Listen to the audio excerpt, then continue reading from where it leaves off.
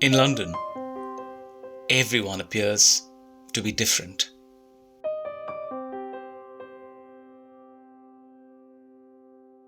And that means that perhaps anyone can fit in. In fact, London is a world in itself. At just about every corner, there are fascinating surprises awaiting. Which means that even if I was walking alone, I could still fill my day with quite a handful of more than interesting interactions to share. With sand sculptors, artists, performers, entertainers,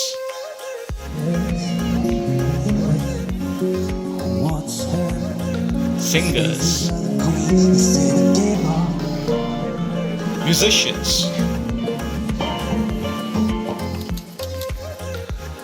poets, tourist guides, and of course, tourists, both local and from faraway lands. Believe it or not, all this over a short riverside walk by the Thames.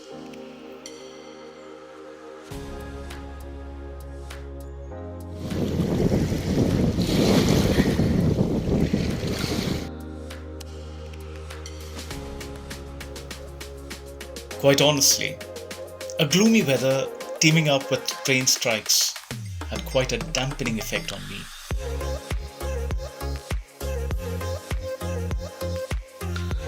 Till I came across this rather audacious quote proclaiming that a bad day in London is still better than a good day anywhere else. Needless to say, it had an immediate effect in lifting my spirits.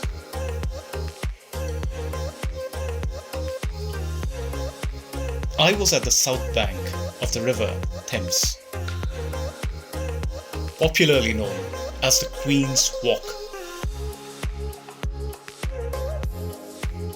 From the Waterloo station, I reached the London Eye, and from there decided to take this pedestrian walkway till the Millennium Bridge, and then cross it over to St. Paul's Cathedral.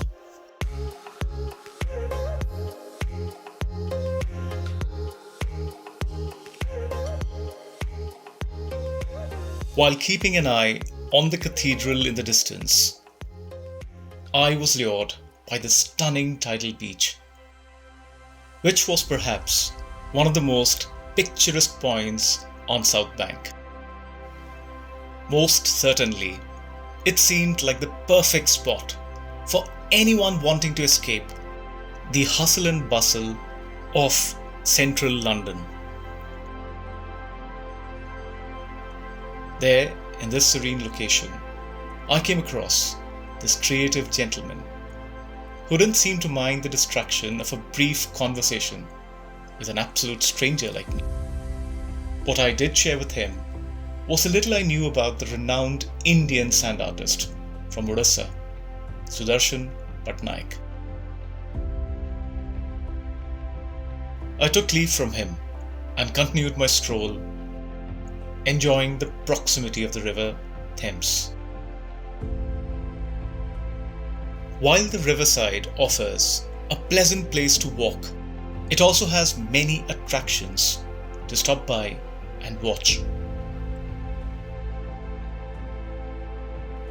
It's a place bursting with activity, with theatres, restaurants, coffee shops, bars, and art displays.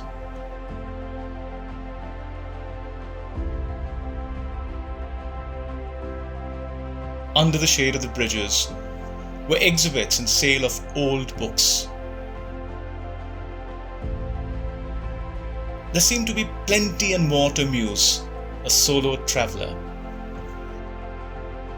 I couldn't help but stop by and notice the vibrant artwork exhibited by Alex, who was born in faraway Yugoslavia. Now, I was spoiled for choice in order to pick one, so I ended up getting 3 lovely paintings from him.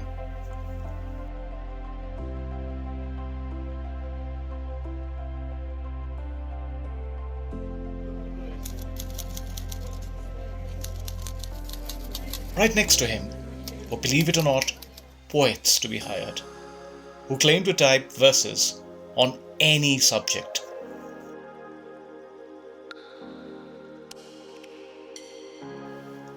As I moved on, I marvelled at the range of activities around the place. They were young and old. Men, women, and children, busy pursuing tasks of their choice, or must I say, their areas of interest, their hobbies and pastime, making the place collectively appear so interesting. Slowly, I approached the famous Millennium Bridge to get a glimpse of my actual destination of the day, St. Paul's Cathedral. The view of the cathedral as I crossed the footbridge was spectacular. St. Paul's Cathedral is the seat of the Bishop of London.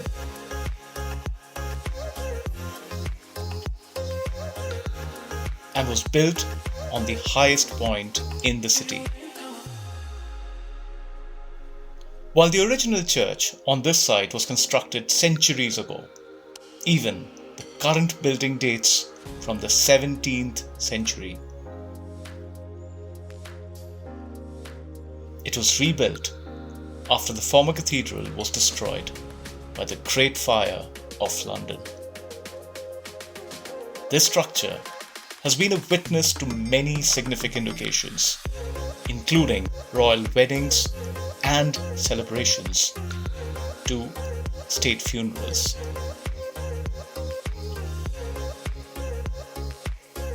I went around the building, marveling at its architecture, while also noticing the interesting sculptures around it.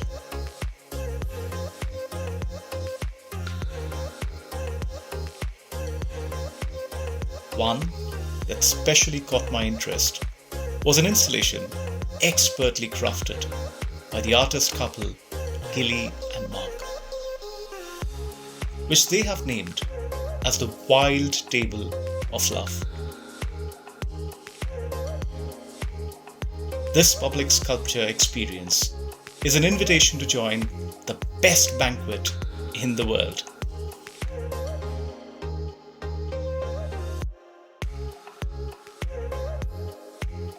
Still conscious about train strikes, I was about to retrace my walk to the Waterloo station when I noticed an interesting orange umbrella with a Penguin Books logo. It led to a spontaneous short interaction with this charming lady who originally hailed from Argentina and had been working as a travel guide. Amongst the many tourists, I also happened to click pictures of this lovely couple from South Korea.